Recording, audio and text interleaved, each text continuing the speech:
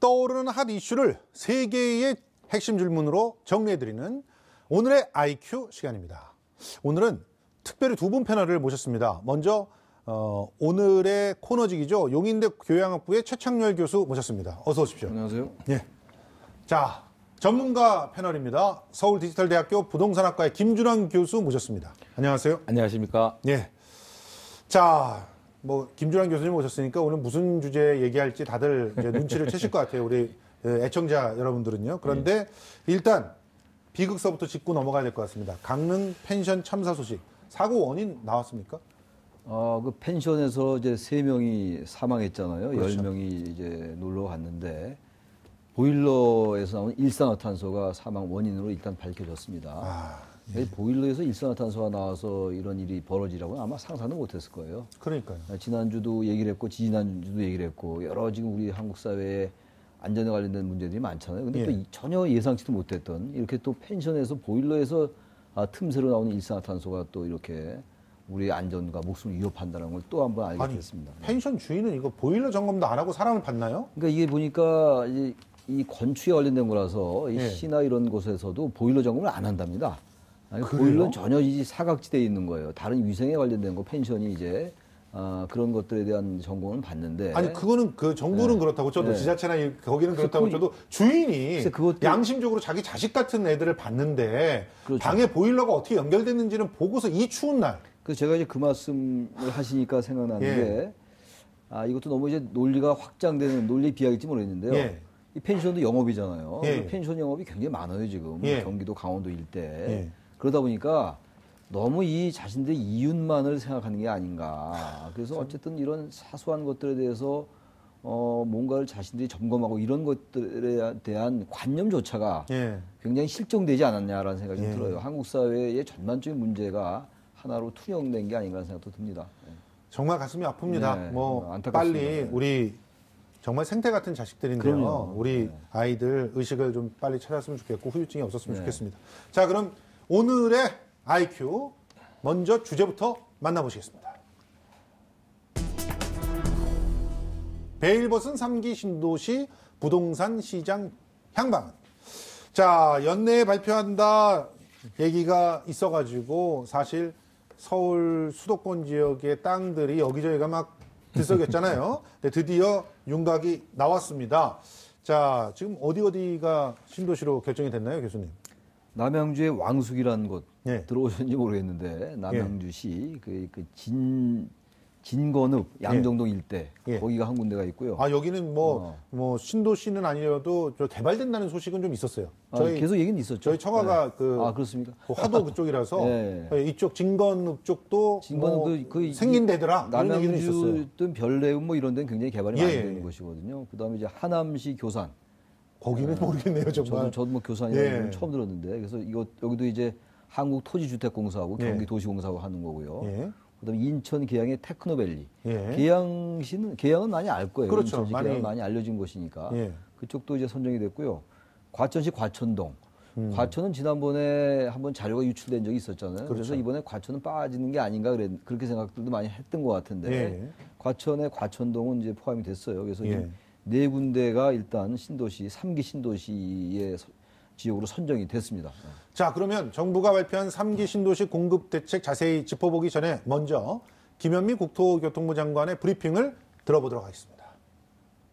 지난 9월 21일 3만 5천 호 공급 계획에 이어 지방자치단체와 충분한 협의를 거쳐 오늘 2차 공급 계획으로 41곳에 15만 5천 호의 입지를 확장했습니다. 그중 100만 제곱미터 이상의 대규모 택지는 남양주, 하남, 인천 계양, 과천 등 4곳에 12만 2천 호이며 중소규모는 37곳에 3만 3천 호입니다. 지금 이렇게 4군데 얘기를 했는데 이 4군데를 지금 김준환 교수님 예상을 하셨던 곳입니까? 솔직히 말씀드려서 하남은 될 거라고 생각을 했는데 과천은 사실 저번에 이제 뭐 정보 유출 문제도 있어서 이번에 제외될 거라고 다 예상을 했는데 기습적으로 과천이 됐고요.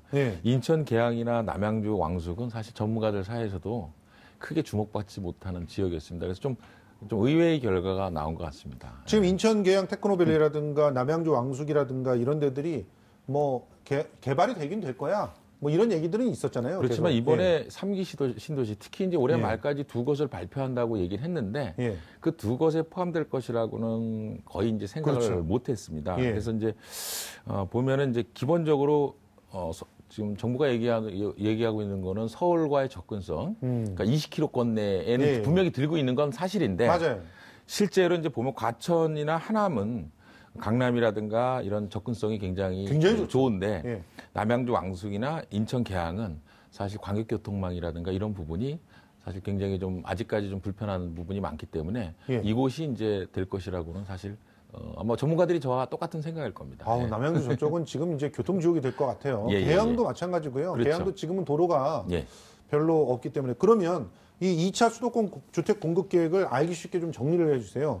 이제 네 군데는 알았는데 이제 규모라든가 뭐 지역별 분배라든가 그리고 특히 소규모 택지들은 또 어디에 있는 건지 이런 것도 좀 정리를 좀 해주십시오. 일단은 보면은 이 네 개 이제 대규모 택지 지역이 이제 네 곳입니다. 네 곳이고 이제 중규모가 한 6곳, 그다음 소규모가 이제 여러 곳이 있는데 대규모는 이제 남양주. 남양주 같은 경우에는 한 6만 6천 가구 대규모로 공급이 되고 있고요. 지금 제일 큽니다. 하남 교산 지역이 한 3만 2천 가구. 그다음에 그 인천 계양 테크노밸리가 이제 17,000 가구. 과천이 이제 7천 가구. 제일 작은 규모로 이렇게 돼 있고요. 그다음에 이제 그 중규모 지역에는 이제 정부가 국공유지라든가 군부지, 그래서 장기 미집행 공원부지 같은 것을 이제 조성을 해서 공급을 하기로 했고요. 그다음에 서울 지역 같은 경우에는 한 19,000 가구 정도를 공급하기로 했는데요. 뭐 구체적으로 서울 지역에 대해서는 뭐 세부적으로 나오진 않았지만 이것은 이제 여러 가지 이제 서울시에서 그린벨트를 해제하지 않는 대신에 조건으로 이제 이렇게 진행을 할 것으로 이렇게 보입니다. 자, 간략한 개요를 살펴봤는데 지금부터 3개의 질문으로 여러분들의 의문점을 속속 파헤쳐 보겠습니다. 먼저 오늘의 IQ가 드리는 첫 번째 질문을 공개합니다. 집값 안정 굳히기? 최근 서울 집값이 좀 안정세로 접어들었어요. 그래서 일각에서는 서울 집값 오름세가 꺾이면서 정부가 추가적인 공급 대책을 강행한 명분이 약해졌다. 이런 얘기가 나왔었는데 그런데 지금 3기 신도시를 이렇게 전격적으로 발표한 배경엔 어떤 이유가 있었다고 보십니까? 최근에 이제 9.13 대책도 있었고 그 전에 계속 대책이 나왔었는데 계속 집값 안정에 기여를 못했거든요. 그래서 최근에 어쨌든 정부가 굉장히 고강도의 대책을 내놓으면서 집값의 안정세가 좀 이루어졌다. 그리고 집값 상승세가 좀 꺾였다. 이런 얘기거든요. 근데 안정세라고 말은 합니다만 이게 완전히 하나의 그 프레임으로 굳어진 건 전혀 아니죠. 그러니까 수요 측면에서 좀 안정됐으니까 이제 공급을 늘림으로써 이 세를 굳혀보겠다. 뭐 어쨌든 집값을 안정시켜서 우리 한국 사회 특히 수도권에 가장 중요하고 본질적인 문제가 이 자산 가치, 부동산 가치의 또 양극화거든요. 그래서 이 부분을 좀 해소해 보겠다라는 건데 공급이라는 게 뭡니까? 시장 논리에 따라서 결국 되는 거 아니겠어요? 그렇죠. 아파트 가격도 부동산 가격도. 그러니까 공급을 많이 늘리면 수도권에 공급을 늘림으로써 아파트 가격을 좀 안정시키겠다, 잡겠다 이런 얘기인데요. 글쎄 뭐 이제 발표가 이제 됐으니까 또 여러 교통 대책도 발표가 됐어요. 또 그 대책 방안을 보니까 여러 가지 뭐 이제 일자리 문제도 거의 포함이 돼 있고 아이들 키우기에 관련된 것도 있고요. 학교의 문제도 여러 가지가 있더라고요. 다각적으로 종합적인 방안이던데 문제는 그런 겁니다. 지금 1기 신도시 있었고 분당, 일산, 평촌 뭐 이런 것도 있었고 2기가 또 있었잖아요. 2기는 파주, 운정, 뭐 판교 이런 것들. 2기는 지금 뭐 분양이 안 된 것도 있는데. 분양이 안 되는데 2기 중에서 판교 신도시 같은 경우는 성공한 케이스라고 볼 수 있는데 그건 굉장히 비싸요 또. 그렇죠. 서민들이 감히 이제 쳐다보기 어려운 정도의 이제 집값이고 그래서 3기 이 부분이 전반적으로 주택에 대한 어떤 양극화를 해소하고 집값 안정에 기여할지는 아직 모르겠어요. 근데 되게 좋은 곳은요. 공급이 더 되면 더 오르는 경향이 있어요. 맞아요. 서울의 이제 강남 지역의 재건축도 공급을 늘리는 거 아니에요? 그렇죠. 재건축이 발표되면 또 오르고. 맞아요. 삽질하면 또 오르고 막 이러잖아요. 그래서 이 부분도 아직은 어떻게 될지 좀 지켜봐야 될 것 같아요. 알겠습니다. 자, 그러면 이제 수도권 주택 시장 추이를 보려고 하는데 일단 서울서부터 시작해가지고 경기, 인천까지 전부 다 아파트 값이 좀 조정 국면이죠? 그죠. 그 처음에 정책이 발표될 때는 하락 국면은 아니었고요. 예. 완연한 조정 국면이었는데 최근에는 이제 가격이 하락하기 시작했습니다. 예. 그래서 일부 이제 수도권 지역의 일부 지역 같은 경우에도 급등했던 지역은 예. 뭐 매매가가 1억 이상 떨어지는 지역도 있고요. 호가 대비로.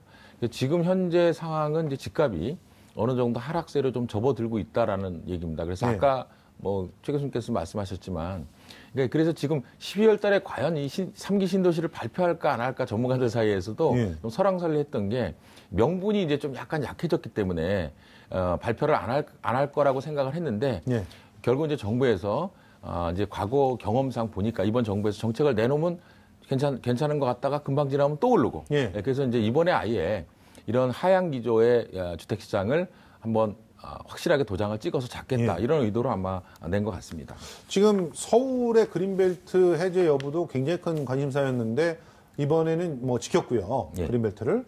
그 대신에 서울에 그래도 괜찮은 곳들이 조금 추가 공급을 뭐 5만 뭐 가구까지는 지금 안 됐죠. 지금 이번에 내놓은 게 한 19,000 가구인데요. 가구. 예. 그래도 상당한 양이에요.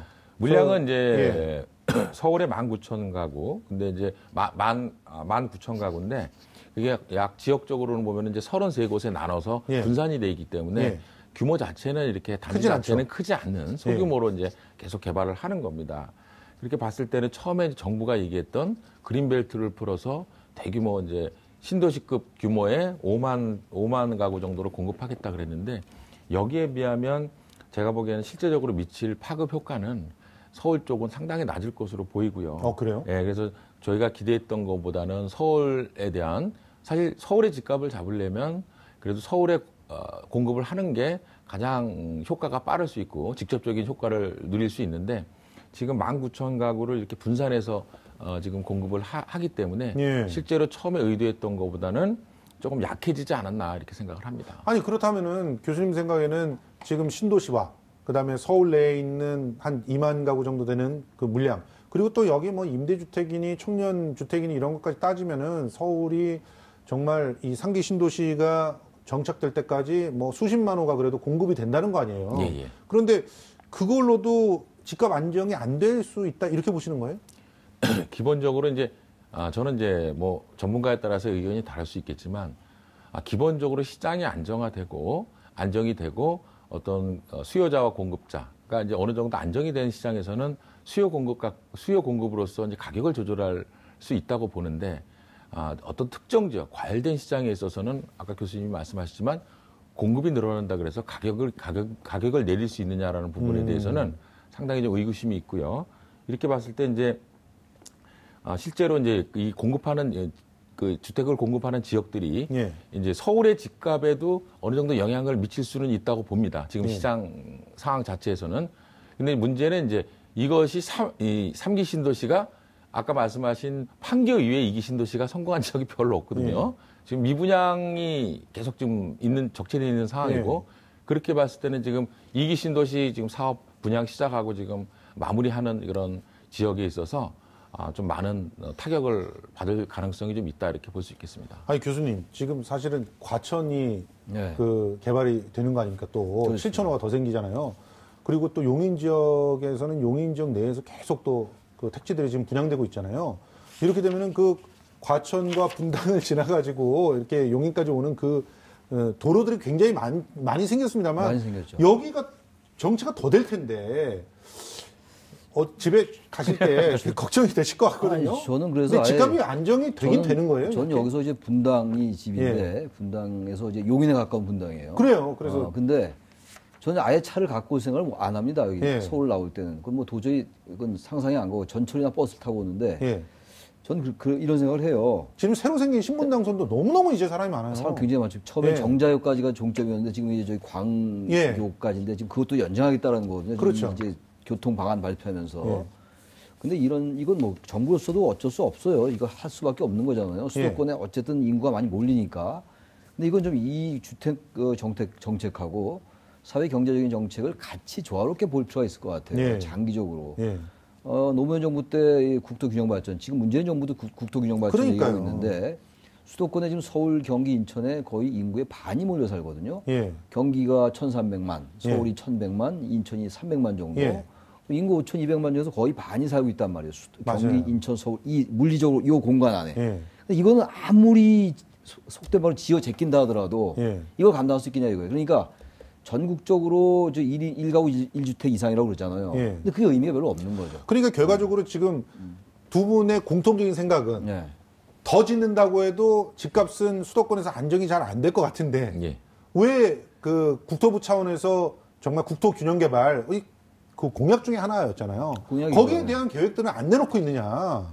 그러니까 이런 얘기를 질문을 던질 수밖에 없는 거예요. 저는 그 속내는 모르겠습니다만 어쨌든 집값이 오르고 당장 이제 수요에 비해서 공급이 부족하니까 정부로서는 이런 대책을 내놓을 수밖에 없어요. 그런데 이런 대책을 내놓는 한편으로 지방은 어떻게 되고 있는가를 봐야 될 거 아니에요. 맞아요. 그럼 언제까지 수도권, 서울, 경기, 인천에 전부 몰려 삽니까? 그러니까요. 결국은 경제, 정치, 문화 모든 게 집중돼 있잖아요. 권력이 집중이에요. 그러니까 이 부분은 권력의 분산과 권한의 분산과 정치, 경제가 같이 맞물려서 생각해야 되는데 주택은 주택대로 생각하고 정치개혁은 정치개혁으로 생각하고 전부 따로 놓으니까 아무것도 안 되는 거거든요. 자, 그런 측면에서 두 번째 질문을 같이 이어가 보겠습니다. 두 번째 질문을 공개합니다. 미분양 넘치는데 또? 이 얘기가 뭐냐면 일단 2기 신도시 얘기부터 할 거예요. 이 주민들이 지금 특히나 파주 운정지구 주민들이 막 시위하고 난리가 났었잖아요. 2기 신도시가 자리도 잡지 않았는데 또 발표를 하느냐. 거기다가 또 2기 신도시만 해도 사정이 나은 편이에요. 완전히 지역으로 가봅시다. 지역 가보면은 지금 자체적으로 택지 개발한 거 분양했는데 지금 뭐 미분양 난 데가 속출해가지고 어떤 데는 완성도 못하고 그냥 아파트 골격 세워놓은 상태로 그대로 그냥 방치해놓은 데도 생기고 있는데 그러면 이런 문제들에 대해서는 이번에 그 3기 신도시 발표가 사실은 뭐 별다른 그런 어떤 영향을 갖다 미치지 못한다는 거 아닙니까? 지역의 어떤 미분양이나 이런 것들은 오히려 더 심화될 수가 있는 거잖아요. 이제 이번에 교수님께서는 말씀하셨지만 이번에 이제 그 20km 안에 제3기 신도시가 이제 1차로 발표됐고 추가적으로 이제 공급이 되면 서울 집값은 어느 정도 안정이 될 가능성이 있습니다. 그것도 당분간. 근데 이제 문제는 뭐냐면 지금 말씀하셨지만 수도권으로 서울 쪽으로 인구가 집중되는 현상입니다. 그럼 아파트를 예를 들어서 서울에 빈집이 있으면 누군가 채워야 되는데 그 지방에서 올라와서 채우게 되는 것이죠. 맞아요. 2기 신도시를 보면 아까 말씀하신 판교나 지금 광교 이외에 지금 문제가 되고 있습니다. 특히 동탄 같은 경우에는 입주가 지금 잘 되지 않고 있거든요. 거기다 평택까지 지금 돼 있습니다. 그래서 맞아요. 평택도 지금 심각합니다. 제가 봤을 때는 아마 이것이 이제 가시화되면 지금 이 2기 신도시 중에서 미분양이 나고 입주가 안 되는 도시들에 대해서는 굉장히 큰 문제가 발생할 가능성이 높습니다. 그리고 이제 가격 자체 하락을 떠나서 지금 양주 같은 경우도 양주에서 그리 멀지 않은 곳에 지금 남양주 또 들어온다는 거 아니에요?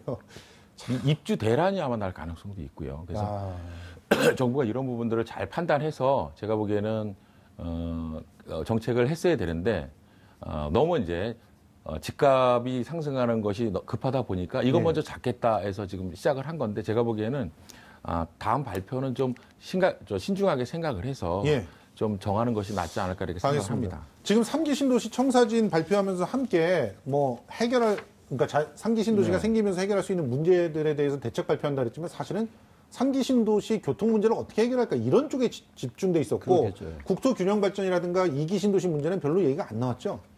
오늘 발표에서 그런 건 별로 없었죠. 일단 그 지역 발표했고 소규모, 중규모는 따로 또 발표했고 그러니까 그 정부에서 발표한 그 개선 방안은 굉장히 복잡하고 많더라고요. 내용이 뭐 30페이지 거의 20페이지가 넘던데. 맞아요. 근데 지금 당장 어쨌든 지역 선정하고 당장 시급한 일단 움직여서 도착을 해야 되는 거니까 이동을 해야 되는 거니까 GTX A, B, C 안 발표하고 그러니까 교통대책 발표. 뭐 신안산선 같은 거, 신분당선 연장한다 이런 것들이란 말이에요. 그러니까 2기 신도시나 모든 게 잘 실패한 이유가요. 그게 자족 기능이 안 돼서 그렇잖아요. 그렇죠. 거기 학교라든지 또 학부형들이 자녀들 키우는 문제라든지 또 기업의 문제. 그러니까 판교가 성공한 거는 거기 첨단 기업들이 들어가서 성공한 거거든요. 그러니까 집값도 비싸졌고. 그렇다면 어쨌든 이러한 것들을 신도시를 만들면서 그런 것들과 같이 종합적으로 뭔가를 채워나가야 돼요. 제가 이제 용인대학에 있으니까 용인 동백지구를 항상 그 근처에 왔다 갔다 해요. 동백지구가 처음에 굉장히 각광을 받았어요. 맞아요. 한국 사회 각광이라는 건 아파트가 오를 거다 뭐 이런 거 아니겠어요? 근데 동백지구 그렇지 않거든요.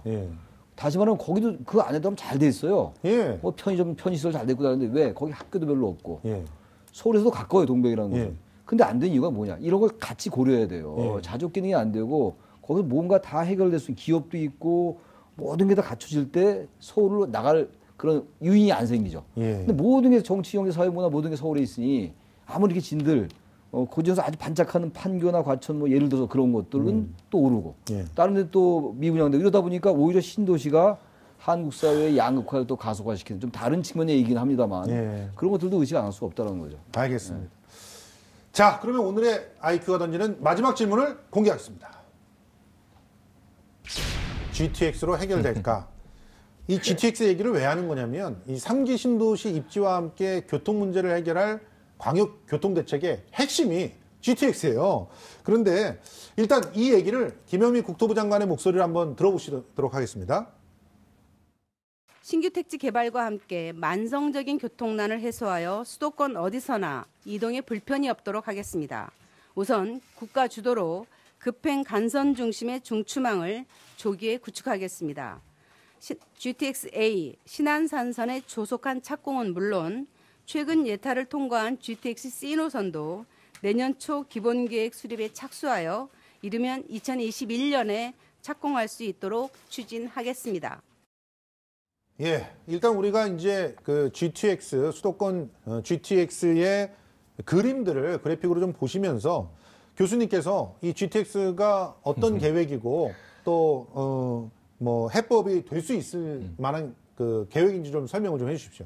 예. 그림을 좀 먼저 보여주세요. 예. 예, 시청자분들이 보시면 알겠지만 먼저 첫 번째 우리나라의 가장 문제점이 모든 광역 교통망을 하면 강남을 지나거나 서울역 용산을 지나게 돼 있습니다. 맞아요. 그러니까 제가 보기에는 이 GTX 이게 발표가 되면 가시화되면 강남 집값이 아마 일단 더 오르겠습니다. 예. 용산하고 서울 용산 쪽이 그거는 이제 차제로 하고.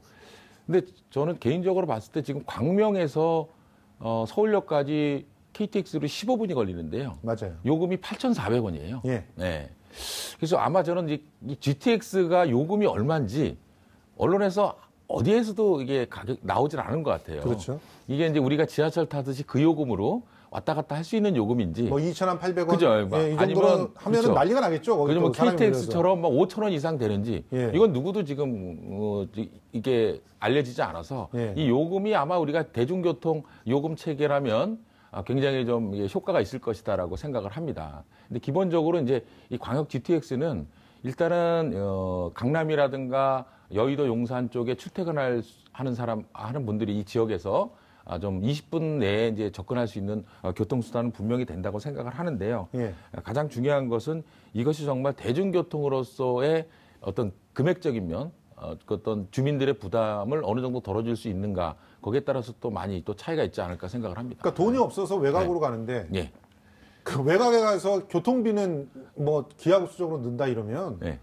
도대체 가난한 사람들은 이 2중 3중의 고통을 어떻게 견디라고 하는 것인지 하는 생각도 드는데, 자, 여기에 이제 조금 상대적으로 싸다고 할 수 있는 그 M버스 예. 뭐 공급이라든가 또 외곽 순환로를 갖다 복층화해가지고 뭐 도로망을 확충해준다든가 이런 얘기들도 들어가 있는데 어떻게 보셨습니까, 이거는? 지금 정부에서 많이 하는 것이 강남 순환도로를 이제 일부 개통을 했는데요. 이제 지하로 해서 이제 그게 이제 양재에서 끝나다 보니까 강남 순환도로를 출퇴근 시간에 타기가 굉장히 어렵습니다. 예.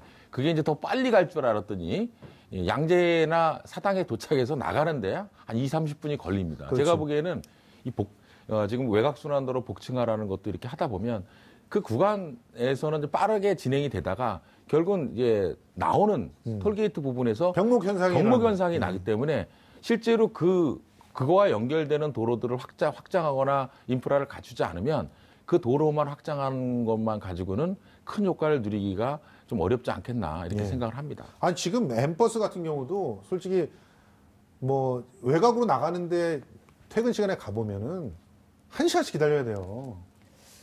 그러니까 이걸 가지고 지금 참 이게 정부가 이제 이 새 안을 발표했는데 자꾸 비판적으로만 보는 것 같아서 좀 안 되긴 했는데 뭔가 해결해 보겠다고 발표한 것에 대해서 지금 이제 복층화 얘기했잖아요. 갑자기 과거 그때 YS 대선 때 정주영 후보가 이제 경부고속도로 복층한다는 갑자기 그 생각이 나요. 엉뚱한 생각이 좀 난 건데 그런 걸로 해결되는 건 아닌 것 같아요.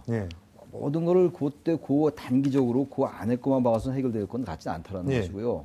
아무튼 수도권에 이런 것들도 하긴 해야 돼요. 한편으로 하되. 하지만 어떻게 하면 수도권의 인구를 분산시킬 것인가에 대한 연구를 해야 되는데 언제부턴가 그런 논의가 선거 때 있다가 이게 정권이 이제 바뀌고 난 다음에 언제부턴가 이런 얘기가 스머스머 없어지더라고요. 그래서 같이 가야 될 것 같아요. 이 대책들이. 사실은 지금 오히려 더 저는 눈여겨볼 만한 것이 인프라 확충 부분의 계획들이거든요. 이게 굉장히 거칠긴 하지만 예를 들어서 유치원을 100% 국공립으로 다닐 수 있게 해준다든가 그런 거죠. 뭐 또 학교도 충분히 커버할 수 있을 만큼 초등학교랑 중학교, 고등학교를 만들겠다. 또 개발 이익을 전부 환수해가지고 도서관이라든가 복합 커뮤니티 센터를 지어주고 수소버스 다니게 하겠다. 이런 것들이 오히려 더 어떻게 보면은 확실한 그 안에서 뭔가 모든 일을 다 해결할 수 있게 만드는 그게 더 확실한 내용. 자기가 사는 곳에서 거기서 뭔가 생활이 이루어져야 되거든요. 그러니까 지금 GTX라는 건 생활이 잘 안 이루어지니까 운정에서 삼성까지 오는 거 아니겠어요? GTX A가 운정에서 삼성역인데 이제 완공되면은. 그러니까 뭐 그런 건 한편 하되 그 안에서 뭔가 자족 자극 기능이 되는 지금 말씀처럼 학교나 교육기관 이런 것들이 될 때 이런 정책의 효과를 발휘할 수 있지 않을까. 알겠습니다. 지금까지 3기 신도시 발표와 더불어서 예상되는 그런 여러 가지 문제들까지 용인대 교양학부 최창렬 교수 그리고 서울디지털대학교 김준환 교수와 함께 이야기 나눠봤습니다. 오늘 고맙습니다. 감사합니다.